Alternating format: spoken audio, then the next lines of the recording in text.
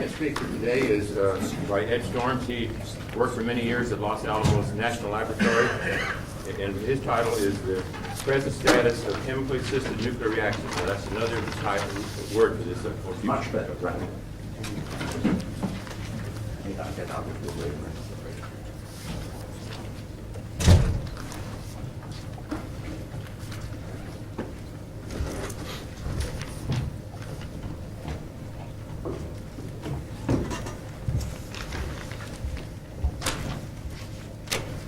People trained in science believe that chemically assisted nuclear reactions, or AKA cold fusion, is impossible.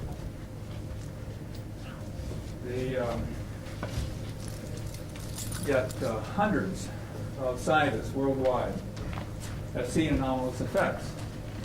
These effects include heat that should not be present in the environment, extra energy. It's included nuclear products of various kinds, both radioactive and non-radioactive, and it's included various emissions, neutrons, gamma. Yet, this conflict between belief and observation has polarized science, and it has interfered with the normal development of the field. Now, the skeptics would argue that our current understanding of nuclear interaction is adequate to explain what we're seeing, that such reactions at low temperatures are absolutely impossible, and that even if it should happen by some miracle, the amount of nuclear products and their proportion, the kinds of nuclear products, are not correct. And therefore they conclude that the experimental results are based upon delusion, experimental error, and they're just simply wrong. The fact that they're very difficult to reproduce adds to their argument. Now, the people who believe that these reactions can occur argue back that we are looking at a different environment, that these reactions occur only in periodic solid lattices. And under those conditions, you have an entirely different environment than you have in a plasma, as on which the current theories are based. And that within this environment, you have the potential for various subtle reactions to take place, or subtle mechanisms to take place that can overcome the Coulomb barrier and that can dissipate the energy throughout the lattice.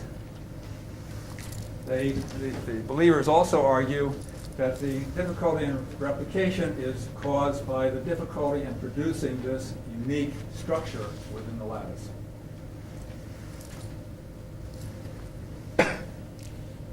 And in addition, there's a rich assortment of models that are being developed to explain what's going on. It isn't that we don't have the explanations. I mean, there's a very large number of them. And some of the people here have contributed to this.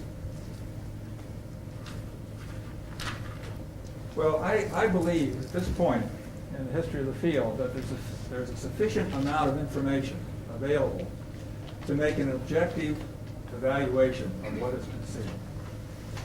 And I would like to make a stab at that today. I don't have time to go into it in great detail, and if you're a skeptic, I don't think I would change your mind. But what I would hope to do is excite your imagination and cause you to look into the field in more detail. There's a tremendous amount of information out there. There's over 2,000 papers that have been published in peer-reviewed journals, conference proceedings, reports. There's an enormous amount of information available. And I will pick and choose out of that, and everybody in the field would probably make a different choice, but you're stuck with mine. Now, the original work was based upon the electrolytic technique that Martin Fleischmann described very well. But there are 8 other techniques that have now been found to initiate the effects. And that's very reassuring, because you wouldn't think that nature would only make this happen under one condition. So that gives me a certain intuitive good feeling about the reality of the effect.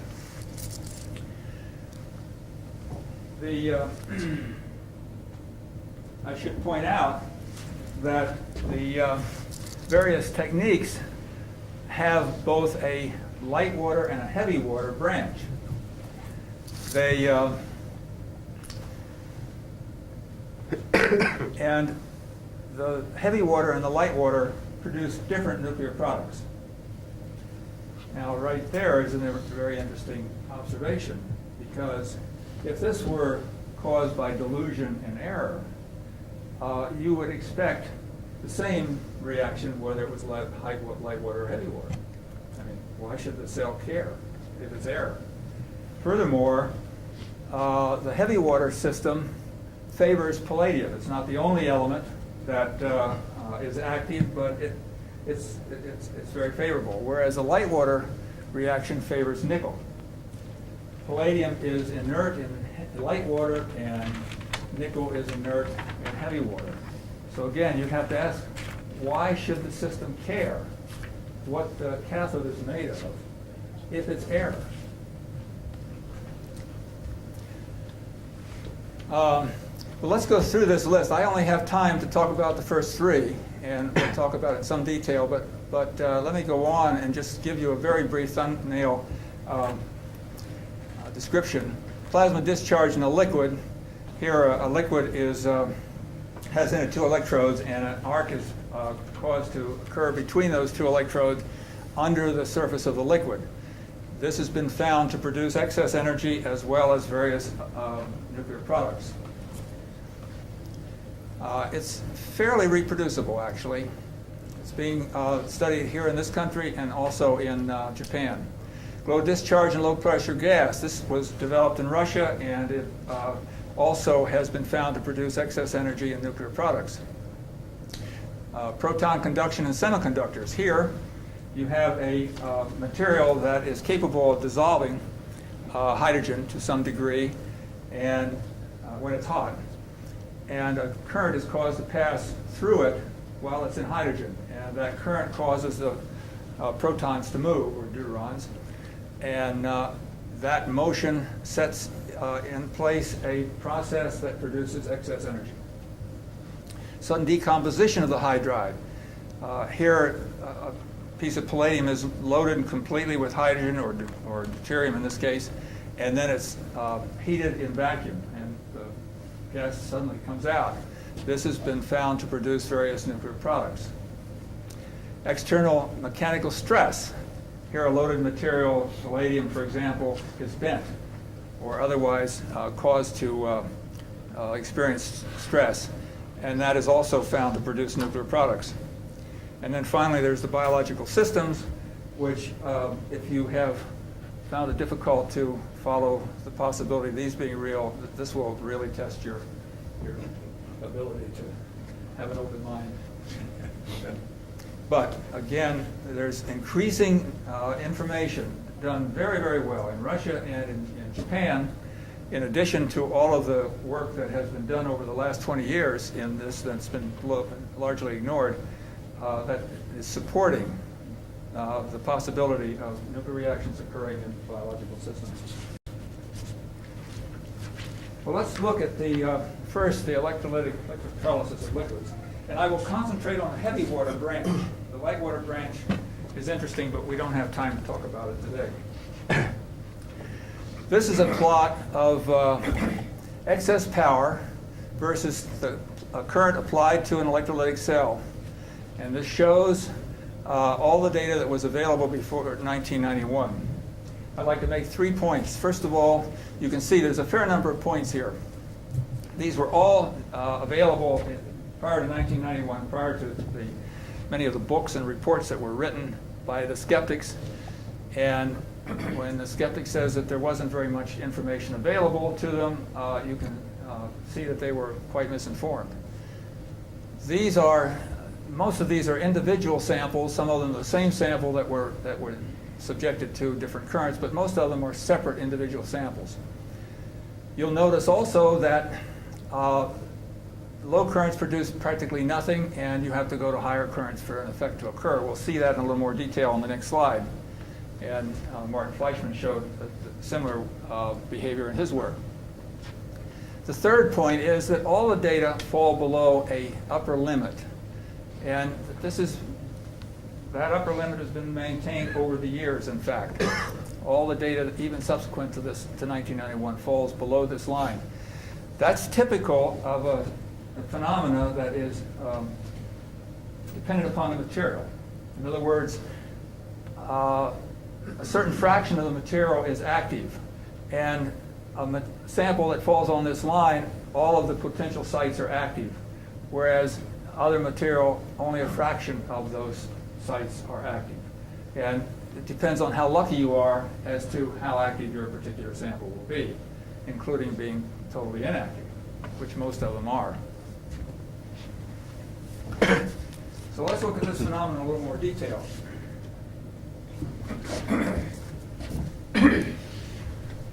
This shows a linear plot instead of a log plot of excess power versus current density. And instead of different samples, this is the same sample that was subjected to a different current density. And you see, first of all, there's a very clear onset to this effect. Now you'd have to ask yourself, well, why should error or whatever, delusion, care what current you applied? I mean, you'd think that the error would just go up from zero, but everyone who has measured this, and it doesn't matter what the shape of the sample is, whether it's a plate, whether it's a rod, a wire, it doesn't matter whether it's an isoparabolic calorimeter or a flow calorimeter, that pattern is seen in every single study. Again, you'd have to ask why that error should suddenly appear everywhere if it's random. Bush's data, this line right here is the line that was in the previous slide, which shows the upper limit. That is obviously a very good sample. The sample of McCubri's down here is very low, and his calorimeter is very, very sensitive, and so that's very real. And when the scale is magnified, you can see the effect much better, and I'll show you that very shortly. But you can see the same effect throughout the experimental work.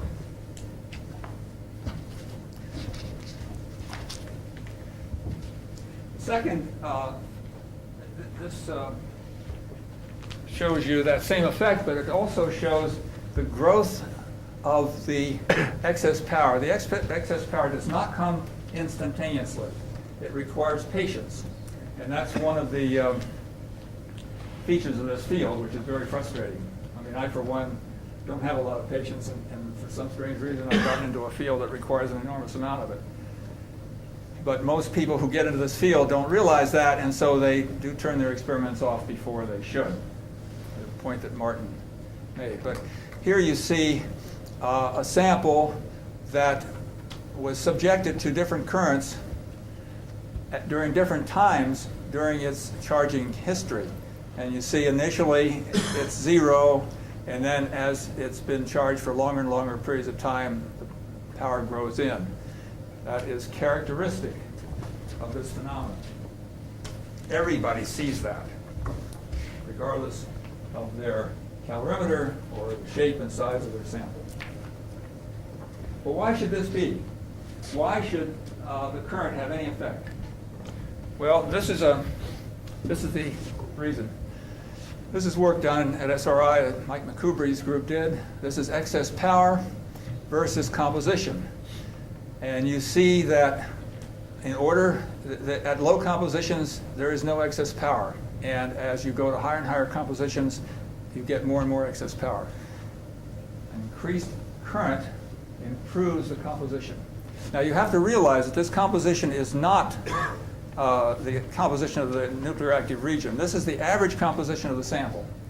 The nuclear active region is in the surface, which is at a much higher composition, but it is proportional to the bulk composition.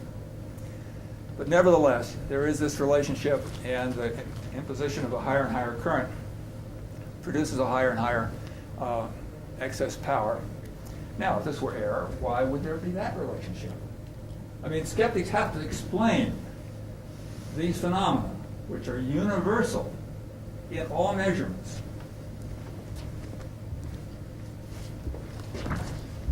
I mean, that's one of the criteria that science uses to judge reality, and that is that a number of people must do the same experiment, thus eliminating bias on the part of the individual, and they must see the same patterns. Well, many people have duplicated this, and we all see the same pattern. So I would say that those two basic criteria have been met. But let's go on to the next. All right. Well, let's grant that we're making excess energy. Now that is a very useful and very interesting idea in its own right, and I would think would cause a lot of enthusiasm on the part of scientists. I mean, where's this energy coming from? But until we see a nuclear product that's related to the energy, we can't say that it has a nuclear origin. Now, you would expect, skeptics would expect that that you should see neutrons, because, or tritium, that's what you see when high temperature fusion occurs. In cold fusion, you do not see neutrons to any great extent. And you do see tritium, but not enough to explain the heat. The only thing that is correlatable to the heat is helium-4. There have been half a dozen studies, and that number is increasing steadily, that show a relationship between helium-4 production and heat production. However, there are only two studies that are quantitative at this point. This is by Ben Bush and Mel Miles. These are two independent studies done at two different laboratories using two different kind of calorimeters. And in addition to that, using different mass spectrometers to measure the helium. This is helium atoms per watt second. In other words, power ratio. If there is a functional relationship between helium and the power, or in the energy rather, then this should be a constant. And you see that within the scatter of the errors that it is. This line here represents the constant value that one would see if this were caused by a 24 MeV nuclear reaction, which is the energy associated with normal fusion reaction producing helium. The data fall about a factor of 2 below that line, and this can be explained because this helium is that which was released into the gas, and some of the helium is going to remain behind, dissolved in the palladium. And indeed, people have looked at the amount in the palladium, and they looked at the amount in the gas, and they find the helium in both places. Unfortunately, they haven't correlated the two yet. So you see, in addition to this piece of information, the Miles work shows that numerous samples, whenever heat was produced, helium was found, and whenever heat was not produced, no helium was found. So there's a lot of additional correlation.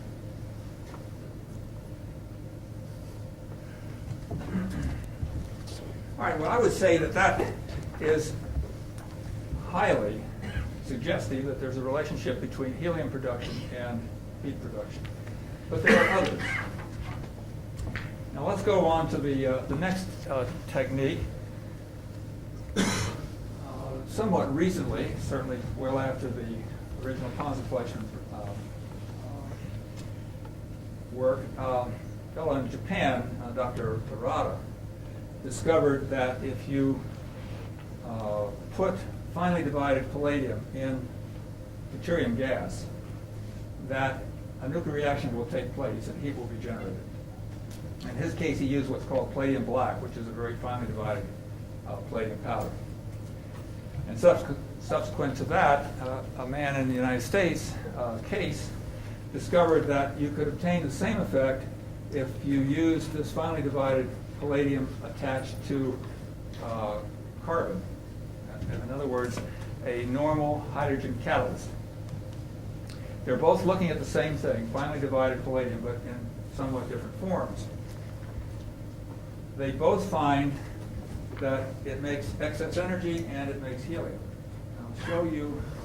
In the case of Arata, he has not made quantitative measurements, but there is a relationship such that the more heat that one gets in his cell, the more helium you find dissolved in the palladium black. And the longer it runs, the more helium is found. He has also found now helium-3, which is another reaction product which demands explanation, but is very hard to explain as an artifact. But let's look at this study.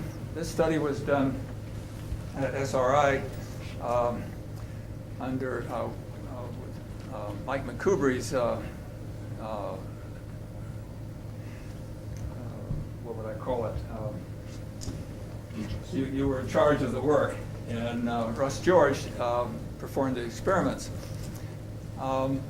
This is the helium in parts per million in the gas over a sample of this hydrogen catalyst contained in a stainless steel vessel, and the deuterium is at 50 psi, 3.4 atmospheres, and it's at 200 degrees.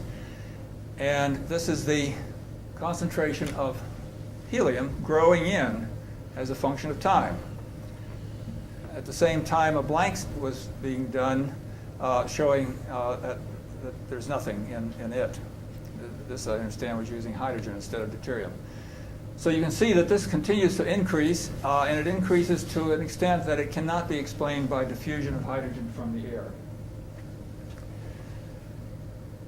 So here is another technique, and it shows helium production, and it also shows excess energy production.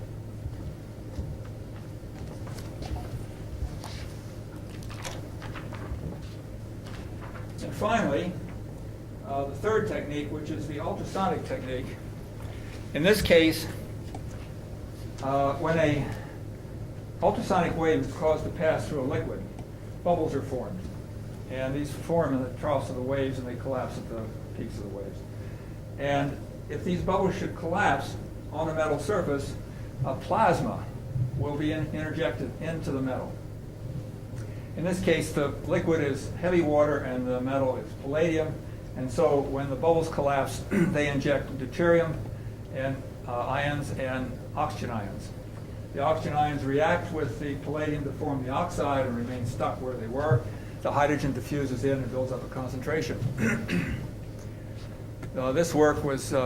This technique was pioneered by Roger Stringham, and Russ George was instrumental in developing it further. This is a plot of the amount of thermal watts that are seen in the calorimeter, and this is the electrical power being applied. And anything falling on this horizontal, this 45-degree line represents no excess heat. That's just exactly what you'd expect.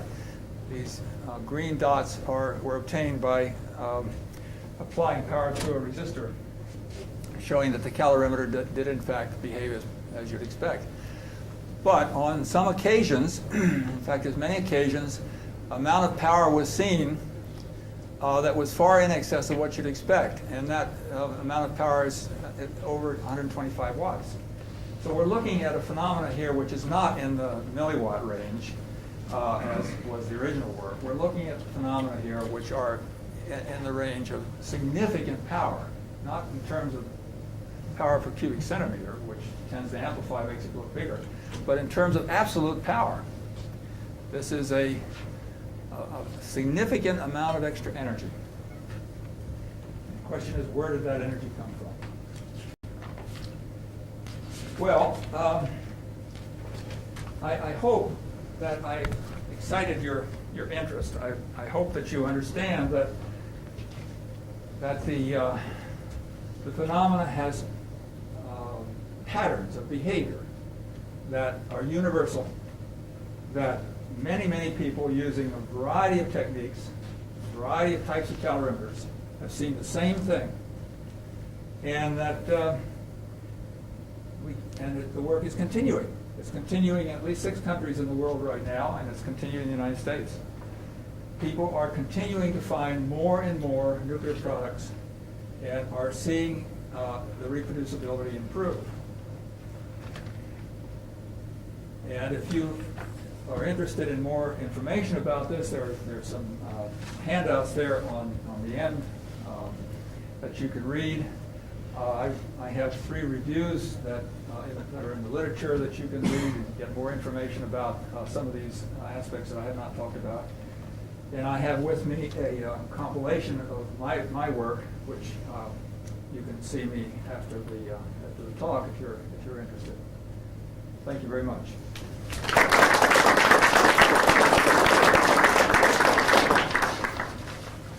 We've got 3 or 4 minutes for questions if anybody has any questions.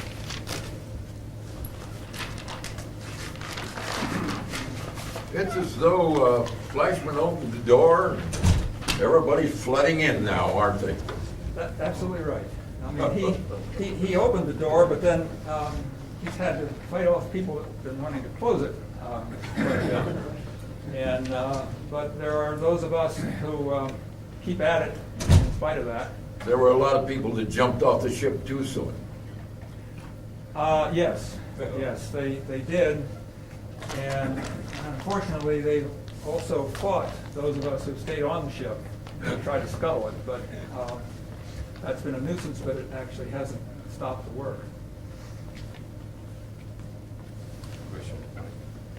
What would you say were the crucial experiments that need to be done in the near future? And if you were in charge of the development of this field, what recommendations would you make for future work? Well, the most critical kind of understanding is to learn how to improve the reproducibility. I mean, you can't do nuclear experiments or any kind of insightful kinds of experiments unless you can get the sample to produce the effects on a routine basis. And that was the great frustration early on. People set up with great fanfare and with great expense these elaborate experiments, and then they got nothing, and then of course they were bummed out and pretty much concluded that it was not real. So that's the first thing, learning how to make it reproducible. And then the second thing is that we really need to do experiments that are uniquely capable of separating out the various theories. I mean, there are perhaps a dozen credible theories at this point, and perhaps 100 others that you are fun intellectual games, but they don't have very much relevance. But somehow or another, we've got to diminish the playing field. We have to know how to focus down to a few theories, and so we have to design experiments that can do that.